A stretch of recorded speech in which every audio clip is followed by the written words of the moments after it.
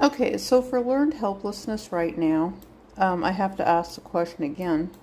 I think I've asked this before related to the corporations who get money from the American taxpayers. Then, like with the affordable health care, that's learned helplessness for these insurance companies on Wall Street with them receiving money, for learned helplessness, for them to create jobs for their own self or for them to create an app or whatever to take the money and do something else with it. And I want to also ask the question, why should some little sniveling 16 or 14-year-old from Disney have millions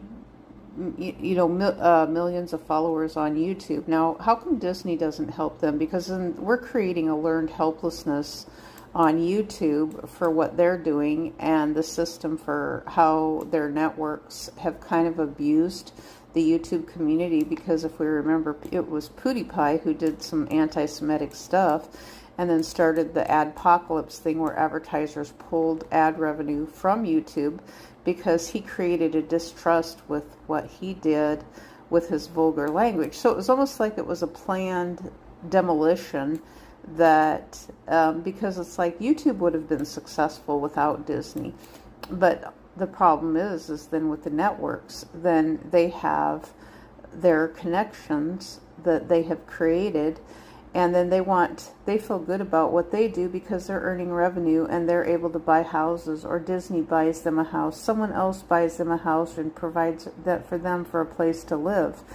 And so it's just not like that for everyone else, while they're also driving up the price of housing. And then I think they probably also have ties in, because it is with the media. I've noticed that related to the house flipping shows and things like that, because there's an awful lot of them on YouTube related to house flipping and building and rebuilding. And it's like none of this benefits me in any way whatsoever outside of the network. So my confidence has just been shot related to feeling confident about the direction of technology and jobs, the internet. I just don't feel the excitement because it's like if I can't get paid. So it's just like, okay, so for all these people, thousands of them I keep hearing have lost their jobs. So do they want to go and work for free for a company? No, most people don't want to go and work for free for a company. But technically that's what people are doing on YouTube when you put your heart and soul into something. And I've already did that with my original channel, and I just don't feel it.